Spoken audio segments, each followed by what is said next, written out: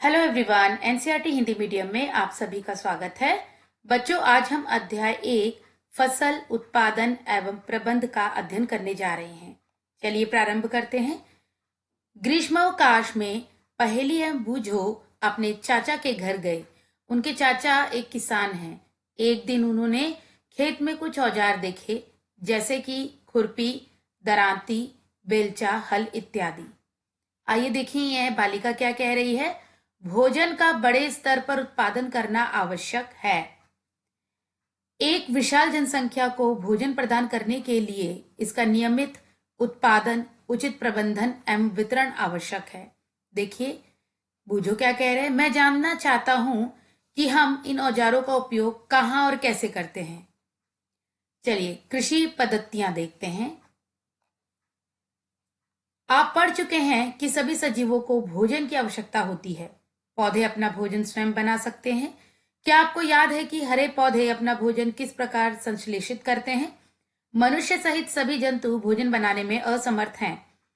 तो जंतुओं के भोजन का स्रोत क्या है, परंतु हम भोजन ग्रहण ही क्यों करते हैं? आप जानते ही हैं कि सजीव भोजन से प्राप्त ऊर्जा का उपयोग विभिन्न जैविक प्रक्रमों जैसे पाचन, श्वसन एवं उत्सर्जन के संपादन में करते हैं।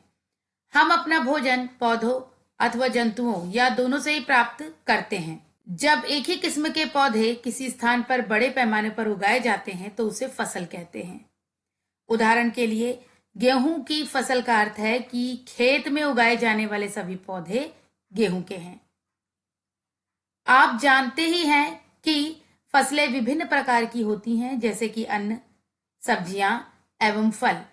जिस मौसम में ये पौधे उगाए जाते हैं उसके आधार पर हम फसलों का वर्गीकरण कर सकते हैं।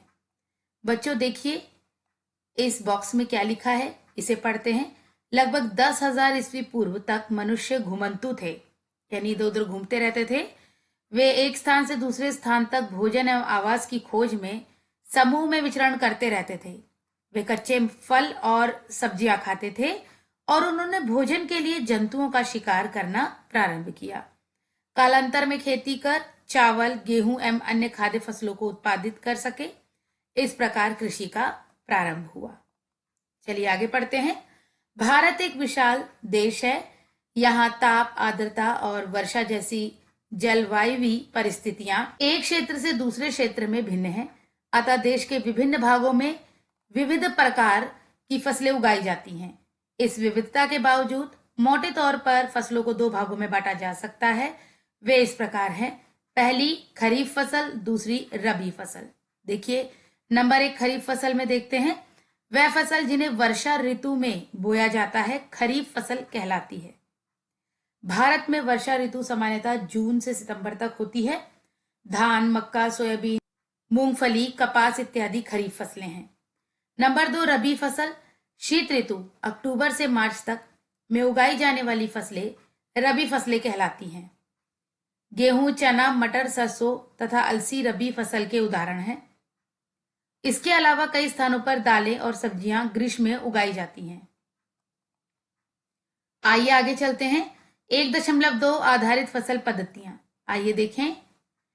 धान को शीत ऋतु में क्यों नहीं उगाया जा सकता है? यह प्रश्न बूझो का है। देखिए बालिका क्या कह रही है। धान को अधिक पानी की आवश्यकता होती है, अतः इसे केवल वर्षा ऋतु में ही उगाते हैं। फसल उगाने के लिए किसान को अनेक क्रियाकलाप सामयिक अवधि में करने पड़ते हैं। आप देखेंगे कि ये क्रियाकलाप उस प्रकार के हैं जिनका उपयोग माली अथवा आप सजावटी पौधे उगाने के लिए करते हैं।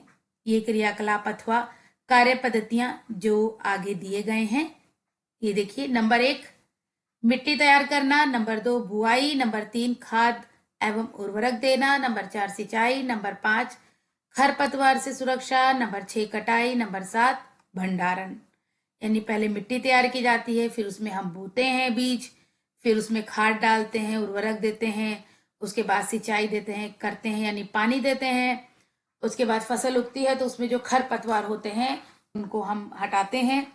उसके बाद जब हमारी फसल पक के तैयार हो जाती है तो उसकी कटाई करते हैं। कटाई के बाद उसको भंडारण करते हैं ताकि उसे कीड़े मकोड़े, चूहे इत्यादि नष्ट ना कर सके। ठीक है बच्चों, आगे चलते हैं। 1.3 मिट्टी तैयार करना, फसल उगाने से पहले मिट्टी तैयार करना प्रथम चरण है। मिट्टी को पलटना तथा इसे पोला बनाना कृषि का अत्यंत महत्वपूर्ण कार्य है। इससे जड़ें भूमि में गहराई तक जा सकती हैं। पोली मिट्टी में गहराई में धसी जड़ें भी सरलता से श्वसन कर सकती हैं। पोली मिट्टी किस प्रकार पौधों की जड़ों को सरलता से श्वसन करने में सहायक है? पोली मिट्टी मिट्टी में रहने वाले केंचुओं और सूक्ष्म जीवों की वृद्धि करने में सहायता करती है। यह जीव किसानों के मित्र हैं क्योंकि ये मिट्टी को और पलटकर पोला करते हैं तथा ह्यूमस बनाते हैं। बच्चों, आप सभी को ह्यूमस तो पता होगा ना, जो सड़े गड़े पेड़ पौधों, खरपतवार या जो मृत जीव जंतुओं और पेड़ पौधों के अवशेष होते हैं मृदा के ऊपर और जो एक तरह से खाद का कार्य करते हैं, वही ह्यूमस है। परंतु मिट्टी को पलटना और पोला करना क्यों आवश्यक है? आप पिछली कक्षाओं में पढ़ चुके हैं कि मिट्टी में खनिज, जलवायु तथा कुछ सजीव होते हैं। इसके अतिरिक्त मृत पौधे एवं जंतु भी मिट्टी में पाए जाने वाले जीवों द्वारा अपघटित होते हैं। इस प्रक्रम में मृत जीवों में पाए जाने वाले पोषक मिट्टी में निर्युक्त होते हैं, यानी मिट्टी में ही मिल जाते हैं। यह पोषक पौधों द्वारा अवशोषित किए जाते हैं क्योंकि ऊपरी परत के कुछ सेंटीमीटर की मिट्टी ही पौधों की वृद्धि में सहायक है। इसे उलटने पलटने और पोला करने से पोषक पदार्थ ऊपर आ जाते हैं और पौधे इन पोषक पदार्थों का उपयोग कर सकते हैं। अतः मिट्टी को उलटना पलटना एवं पोला करना फसल उगाने के लिए अत्यंत महत्वपूर्ण है। आइए आगे चलते हैं। मिट्टी को उलटने पलटने एवं पोला करने की प्रक्रिया जुताई कहलाती है। इसे हल चलाकर करते हैं। हल लकड़ी अथवा लोहे के बने होते हैं। यदि मिट्टी अत्यंत सूखी है तो जुताई से पहले इसे पानी देने की आवश्यकता भी पड़ सकती है। जुते हुए खेत में मिट्टी के बड़े बड़े ढेले भी हो सकते हैं। इन्हें एक पाटल की सहायता से तोड़ना आवश्यक है। बुआई एवं सिंचाई के लिए खेत को समतल करना आवश्यक है। यह कार्य पाटल द्वारा किया जाता है। कभी कभी जुताई से पहले खाद दी जाती है। इससे जुताई के समय खाद मिट्टी से भली भांति मिल जाती है। बुआई से पहले खेत में पानी दिया जाता है। चलिए आगे चलते हैं। कृषि औजार ये समझते हैं। अच्छी उपज के लिए बुआई से पहले मिट्टी को भुरभुरा करना आवश्यक है। यह कार्य अनेक औजारों से किया जाता है। हल, कुदाली एवं कल्टीवेटर इस कार्य में उपयोग किए जाने वाले प्रमुख औजार हैं।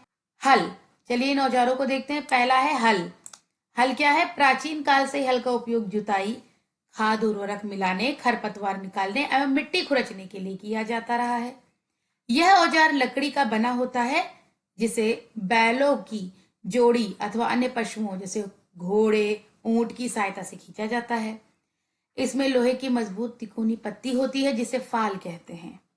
हल का मुख्य भाग लंबी लकड़ी का बना होता है जिसे हल शाफ्ट कहते हैं। इसके एक सिरे पर हैंडल होता है तथा दूसरा सिरा जोत के डंडे से जुड़ा होता है। इससे बैलों की गर्दन के ऊपर रखा जाता है एवं जोड़ी बैल एवं एक जोड़ी बैल एवं एक आदमी से इसे सरलता से चला सकता है।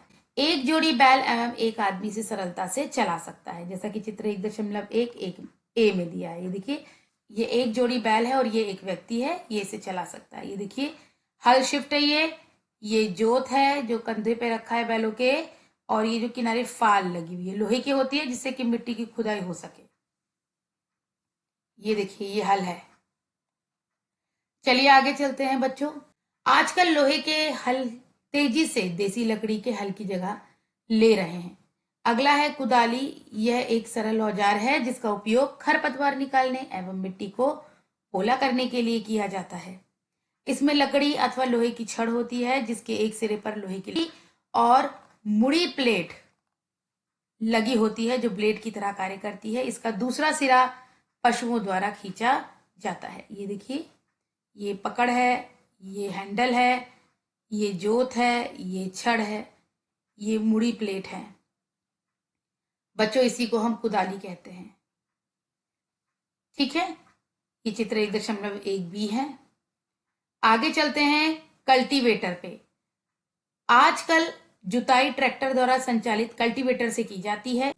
कल्टीवेटर के उपयोग से श्रम एवं समय दोनों की बचत होती है। चित्र 11.1 सी देखिए, कल्टीवेटर को ट्रक द्वारा चलाते हुए। ये देखिए कल्टीवेटर है, देख रहे हैं आप।